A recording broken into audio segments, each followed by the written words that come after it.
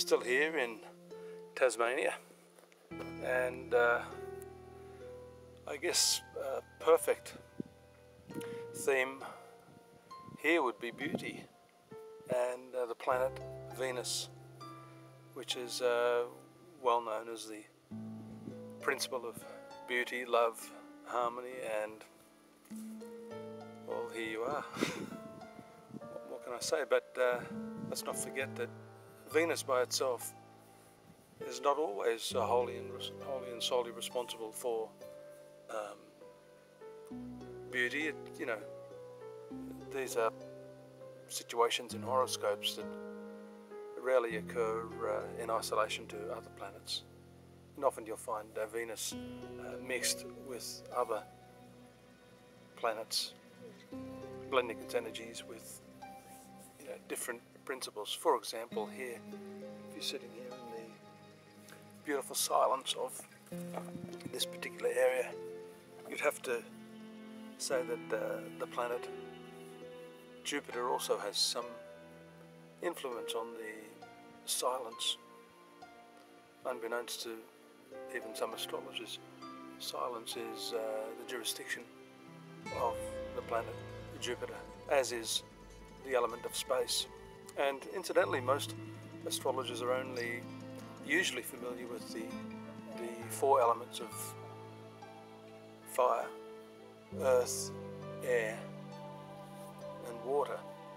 But although Jupiter does rule the water sign of Pisces and also the fire sign of Aries, it has in Vedic astrology been allotted the principle of space, or what is known as Akasha, and which is probably why when we speak of beauty and nature and the experience of our natural surroundings, we often feel that sense of spaciousness and connectedness to a higher spiritual power, as you can feel here, other than the sound of some of the people trudging by here.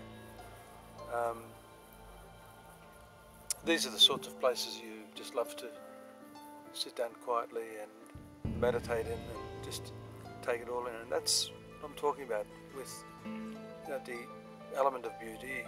With that comes certain element of focus or concentration when you start to meditate. The element of space, which is the domain of Jupiter, expansiveness.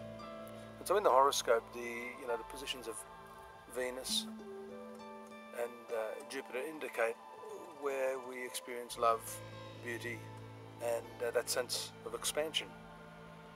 It's very easy to do it here. I think most people would agree that it's just natural to fall into a space of beauty and appreciation and connectedness with nature. So when you look at the horoscope, look carefully at where Venus happens to be. If, for example, it's in the 4th house, which the person has a love of family, love of mother. 5th house, children, amusements. 6th house, work.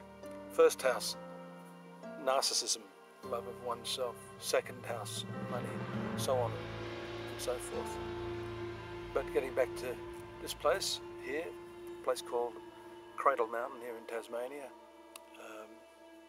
one can't help but feel Venus and Jupiter connecting oneself to the higher power, the beauty of nature, and one's own self. Look forward to speaking with you soon, and if you want a little more information on this and other aspects of astrology, of course my website is www.astrology.com.au, and I'd love to hear from you. Take care, enjoy yourself.